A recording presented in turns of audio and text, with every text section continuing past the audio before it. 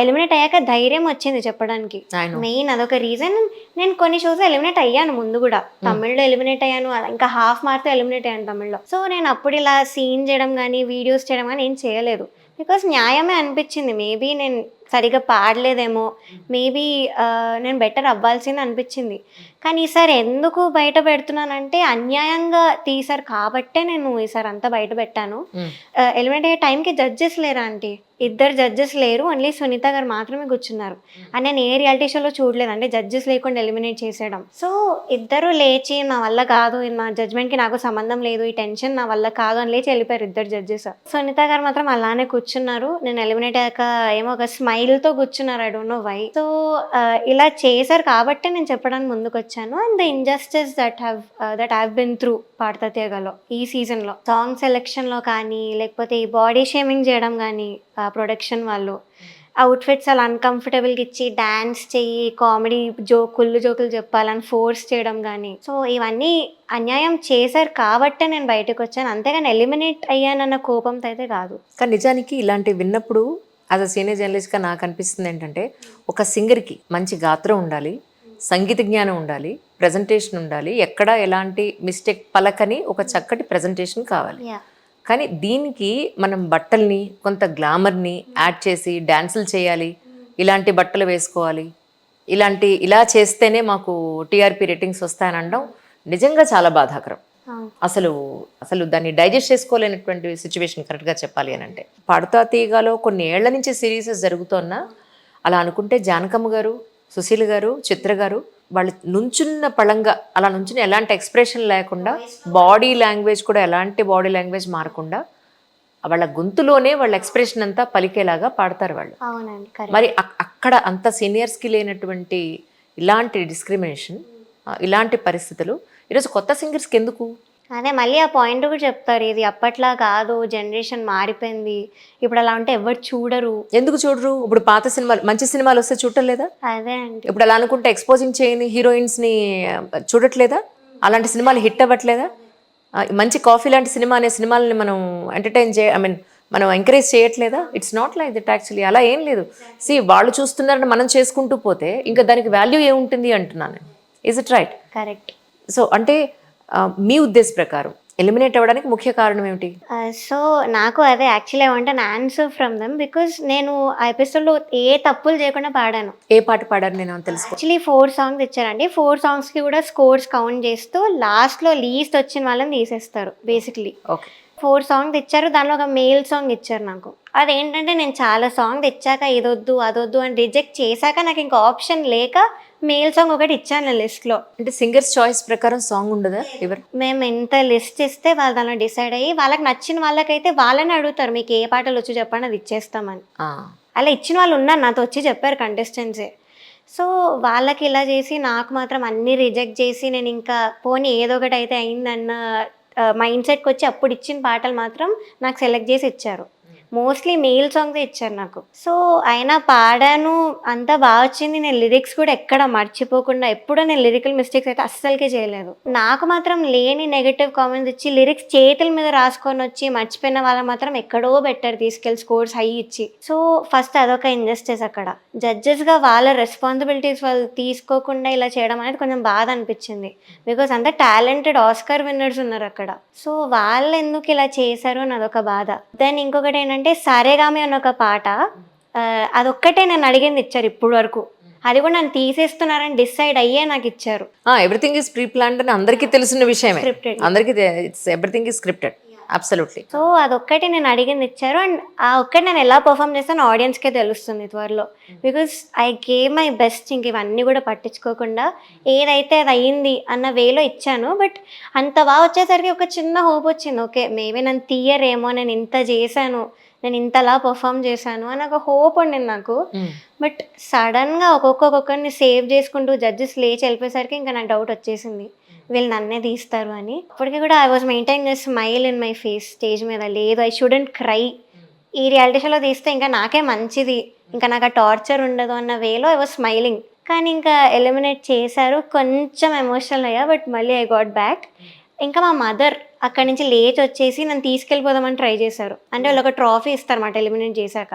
నువ్వు అదేం తీసుకోకు, let's go from here అని మా మదర్ వచ్చారు ఎమోషనల్ అయ్యి స్టేజ్ మీదకి. సో నన్ను తీసుకెళ్తుంటే చరణ్ సార్ ఇలా చెయ్యి పట్టుకొని గట్టిగా, లేదు షూటింగ్ ఇంకా అవ్వలేదు, you can take her like that అన్నారు మదర్తో.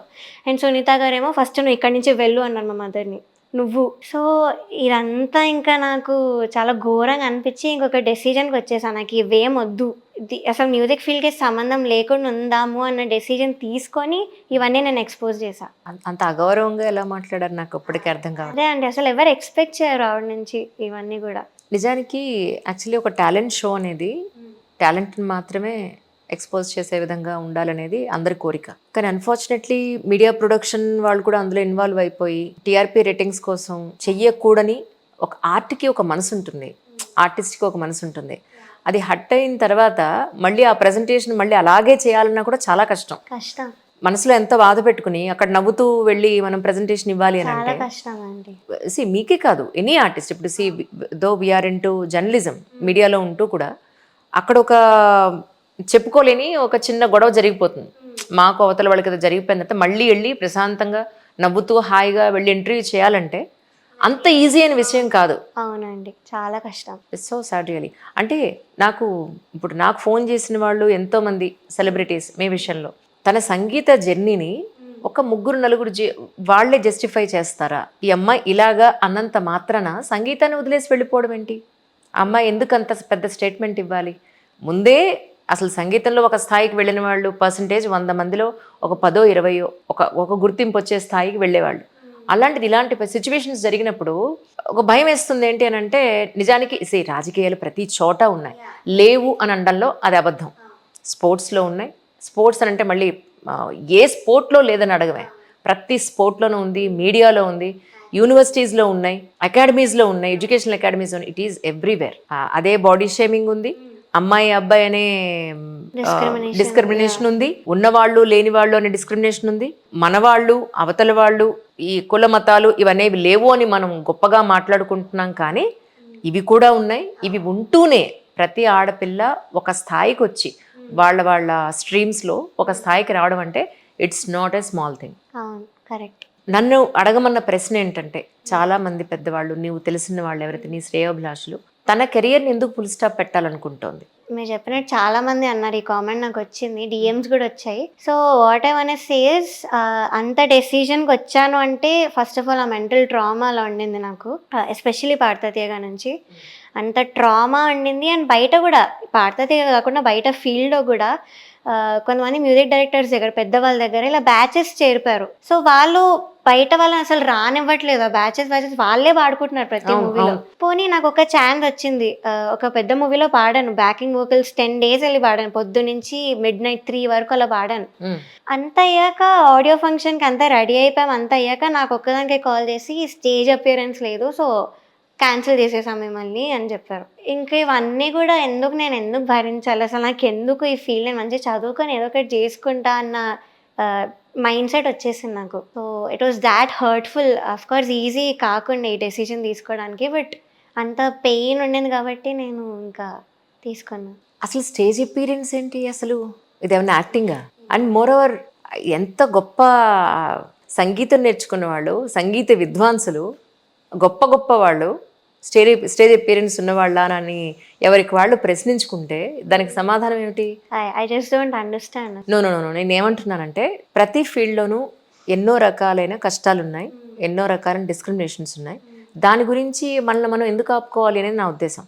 నన్ను అడిగింది ఏంటంటే స్టేజ్ పెర్ఫార్మెన్సెస్ ఉన్నాయి చాలాను, అండ్ మోర్ ఓవర్ సంగీత కచేరీలు ఉన్నాయి, నీ ఓన్గా యూట్యూబ్ ఛానల్ నువ్వు చేసుకుంటూ, లేదా నీ హాబీ ఏదైతే ఉందో, ఏదైతే నీ జీవితం అని అనుకున్నావో సంగీతాన్ని, ఆ సంగీతాన్ని వదలాల్సిన అవసరం లేదు.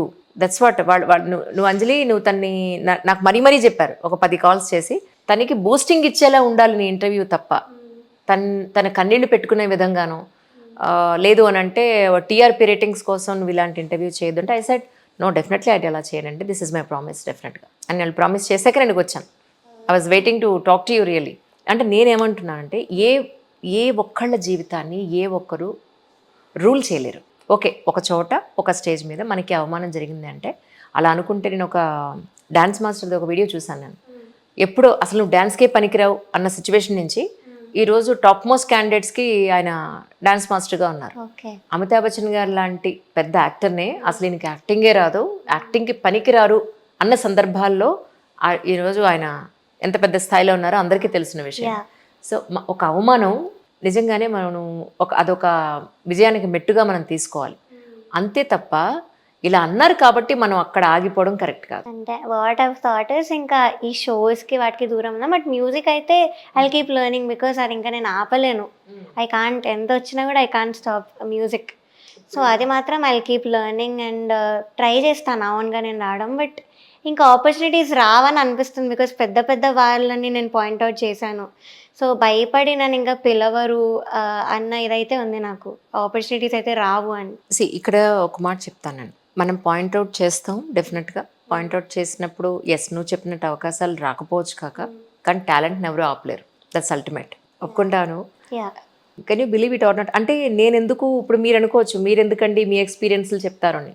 ఒక చిన్న అమ్మాయి ఒక ఎయిమ్ పెట్టుకుని నేను ఈ స్థాయికి వెళ్ళాలని పడే ప్రతి కష్టం ఈరోజు ఒక చిన్న రీజన్ తోటి ఆగిపోకూడదు అని మాలాంటి సీనియర్స్ వాళ్ళ అనుభవాలు చెప్పినప్పుడు ఎక్కడైనా కొంచెమైనా రియలైజ్ అవుతారేమో, లేదంటే వాళ్ళ ఆలోచన విధానంలో మారుతారేమో అన్న పాయింట్లో చెప్పడమే, అంతే. నేను డిగ్రీ చదివేటప్పుడు ఒక ఛానల్కి వెళ్ళాను. అప్పుడు ఆల్ ఇండియా రేడియోలో పనిచేస్తూ ఉండేదాన్ని. వెళ్ళినప్పుడు అబ్బాయి ఈవిడ చాలా ట్రెడిషనల్ ఫేస్ అండి, ఈవిడ దేనికి పనికిరాదండి అన్నారు. So I cannot do the exposing.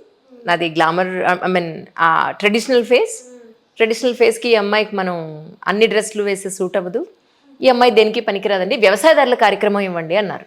పెద్ద ఛానల్లో వ్యవసాయదారుల కార్యక్రమం when I was in 17. Okay, మరి ఈరోజు so one day will come మన టాలెంట్ మనం నిలబెడుతుంది. సరే ఇవన్నీ పక్కన పెడితే ప్రస్తుతానికి ఏం చదువుతున్నావు ఏంటి అది చెప్పు నాకు. డిగ్రీ చదువుతున్నానండి, BBA చేస్తున్నాను. ఎన్నో సంవత్సరం? Second year. రైట్. సో చేస్తున్నాను అండ్ అదే నేను చెప్తున్నాను, మ్యూజిక్ మీద అయితే చాలా చాలా I dedicated my whole life to music. నాకు అనిపిస్తుంటుంది ఏంటి దీనికోసం మనం ఆపేస్తున్నామా అని, కానీ అంత పెయిన్ కూడా డామినేట్ చేసేస్తుంది ఒకవైపు. సో షోస్కి అయితే రావద్దు, బట్ మ్యూజిక్ అయితే ఐ డెఫినెట్లీ కీప్ లెర్నింగ్ అని అయితే నాకు కాన్ఫిడెన్స్ ఉంది. కానీ మీ తోటి కాంపిటీటర్స్ అని మీతో పాటు పార్టిసిపేట్ చేసిన వాళ్ళందరూ నీకేం అడ్వైస్ చేస్తారు? ఇప్పటివరకు అయితే అందరు బాగున్నారండి. సూపర్ సింగర్లో నాకు కంటెస్టెంట్స్ ఎవర్ వెరీ సపోర్టివ్. ఈ జెల్లసీ ఇవి ఏం లేవు అప్పుడు, వీఆర్ వెరీ క్లోజ్, ఇప్పుడు కూడా క్లోజ్ ఉంటాము. బట్ ఎందుకో పాడతా తీయగా ఈ సీజన్లో మాత్రం నన్ను అందరు దూరం పెట్టడం, నెగిటివ్ కామెంట్స్ రాగానే నన్ను అసలు పట్టించుకోకపోవడం, ఇలా చాలామంది చేశారు అక్కడ పాడతా తీయగాలో. అండ్ వన్ ఆఫ్ దెమ్ వాళ్ళ ఫ్యాన్స్ అంటున్నారు, మరి ఎవరో తెలీదు. షో అయిపోయాక నన్ను సపోర్ట్ చేసే సింగర్స్కి హేట్ మెసేజెస్ పెట్టి డెత్ థ్రెట్స్ పెట్టడం ఇవన్నీ చేస్తున్నారు కంటెస్టెంట్సే. సో ఇక్కడ ఎందుకు అలా ఉందో నాకు అర్థం కావట్లేదు. ఇక్కడ అన్నీ అలానే ఉన్నాయి పాడతా తీగలో, సిల్వర్ జూబ్లీలో. వేరే షోస్ వాళ్ళైతే చాలా బాగుంటాం, ఇప్పుడు కూడా మాట్లాడుతూ ఉంటాం. అంటే పర్టికులర్గా ఒక త్రీ మెంబర్స్ నేమ్స్ మీరు తీసుకున్నప్పుడు అంటే వాళ్ళకి నీకు ఏమన్నా పర్టికులర్గా పర్సనల్గా ఏదైనా డిస్కషన్ జరిగిందా? ఎందుకు అలాంటి హెట్రేట్ సిచ్యువేషన్స్ ఎందుకు వచ్చాయంటే ఏం చెప్తావు నాకు? యాక్చువల్గా పర్సనల్ డిస్కషన్స్ అంటే ఏం లేదండి, వాళ్ళ అసలుతో మాట్లాడరు. Like I said they keep avoiding me, కానీ వెనకాల చేసేది మాత్రం చేస్తారు. బికాజ్ సూపర్ సింగర్లో కూడా సేమ్ కంటెస్టెంట్ ఉన్నారు నాకు, సూపర్ సింగర్లో కూడా అప్పుడు కూడా చాలా సీన్ అయింది. సో నా మీద ఎందుకో జెలసీ చాలా ఎక్కువ, I don't know why. So అవన్నీ పెట్టుకొని ఇక్కడ అలా చేశారు. ప్రాపర్ రీజన్ తెలియదు, నన్ను ఎందుకు అంత హేట్ చేస్తున్నారో, ఎందుకు నా మీద అంత అలిగేషన్స్ క్రియేట్ చేస్తున్నారో తెలీదు. But this is what happened. కానీ can you believe it or not, ultimate goal film ఇండస్ట్రీలో మంచి పాటలు పాడడం అని అందరూ అనుకుంటారు. కానీ ఫిల్మ్ ఇండస్ట్రీలో ఒక్క పాట కూడా పాడకుండా వాళ్ళ ఏదైతే ట్రెడిషనల్ సంగీతాన్ని వాళ్ళు పట్టుకుని ఉన్నారో అక్కడే ఉండి వాళ్ళ మనస్సంతృప్తి కోసం పాడుతూ వాళ్ళ కోసమే ఉన్నవాళ్ళు ఎంతోమంది సింగర్స్ ఉన్నారు. వీళ్ళని గుర్తించి అవకాశాలు వచ్చినప్పుడు డెఫినెట్గా వాళ్ళు చేస్తున్నారు. ఆర్ట్ అనేది ఎవరి సొంతం కాదు. ఇప్పుడు ఈ రోజున ఓకే వాళ్ళకున్న సిచ్యువేషన్స్ ప్రకారం వాళ్ళని ఎలిమినేట్ చేయాలని వాళ్ళు అనుకున్నా అల్టిమేట్గా ఒక రోజు వస్తుంది, అరే ఈ అమ్మాయిని ఆ రోజు అలా అన్నామే, ఇంత బాగా పాడుతుంది, ఒక అవకాశం ఈ అమ్మాయికి ఇవ్వాల్సిందే అని అనుకున్న సందర్భాలు డెఫినెట్గా భగవంతుడు నీకు ఇస్తాడు. అప్పటి వరకు నువ్వు చేయాల్సింది ఏంటి అని అంటే డిమోటివేట్ అవ్వాల్సిన అవసరం లేదు. ఓకే, సో నీ చేతిలో ఒక మంచి ఆర్ట్ ఉంది, అది ఎవరిని చంపేదు, ఎవరిని హర్ట్ చేయదు, అది మన సంస్కృతి సాంప్రదాయాలను ముందుకు తీసుకెళ్లే గొప్ప ఆర్ట్ నీ చేతిలో ఉన్నప్పుడు దేనికి భయపడాలి? అండ్ మోర్ ఓవర్ సింగర్స్ ఎవరొచ్చినా నేను ఎప్పుడు అడిగే క్వశ్చన్ ఒకటి ఉంటుంది, దీని మీదే ఆధారపడి మీ లైవ్లీహుడ్ నడిచే అవకాశం ఉంటుందా అని. ఈ రోజు టాప్ మోస్ట్ సింగర్స్ అనుకునే వాళ్ళు ఒక 10 ఏళ్ల క్రితం, ఒక 15 ఏళ్ల క్రితం వాళ్ళ లైఫ్ స్టైల్ ఎలా ఉంది? ఇంత కాంపిటీషన్లో వాళ్ళు ఈ రోజు ఎలా లాక్కుని రాగలిగారు ఇంతవరకు? ఎవరి జర్నీ వాళ్ళదే కదా. అవును. Yeah. So don't stop your journey. ఇది నథింగ్.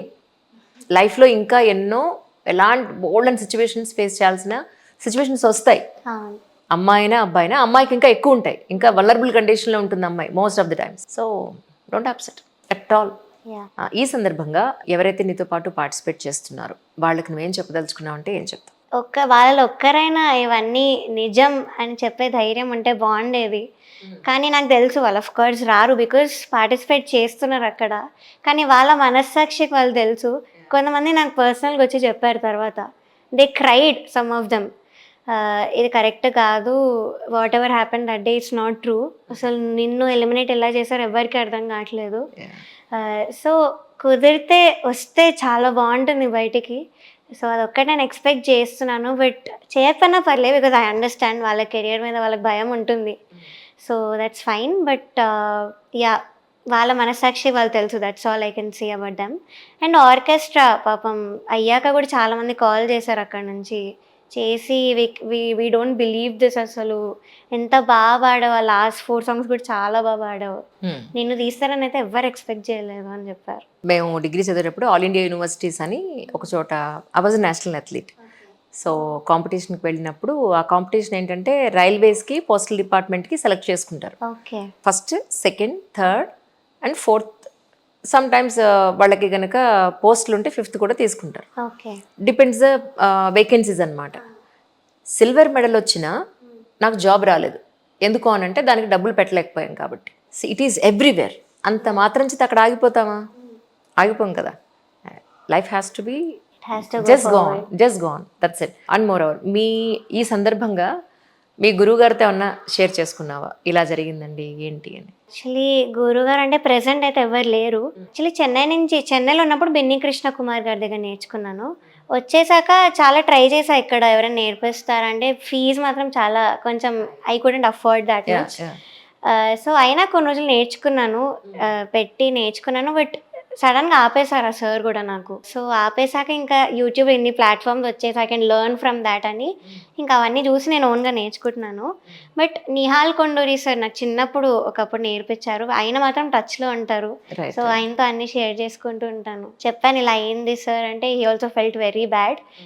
చెప్పు పర్లేదు, you have to expose all this అని సార్ కూడా అన్నారు. రైట్. అండ్ మోర్ ఓవర్ నేను ఒకటి విన్నాను ఏంటంటే, కొన్ని అకేషన్స్కి నువ్వు పాడున్నావని, కొన్ని ఫంక్షన్స్కి పాడున్నావని, దాన్ని స్టేజ్ మీద పాయింట్అవుట్ చేశారని. Is it right actually?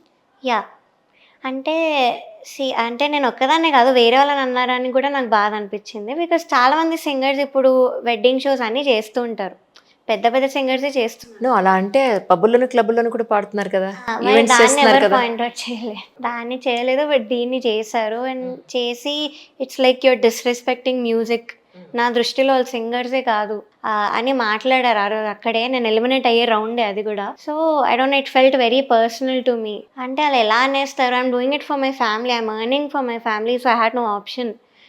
So నేను దానివల్ల చేస్తున్నాను వెడ్డింగ్ ఈవెంట్స్ అనేవి. సో నాలా చాలామంది కష్టపడుతున్నారు, debt doing something for their family అన్నప్పుడు మనం డిస్కరేజ్ చేయదు. Especially being a great amazing music director అయినా ఇంకా అలా అనకూడదు అనిపించింది.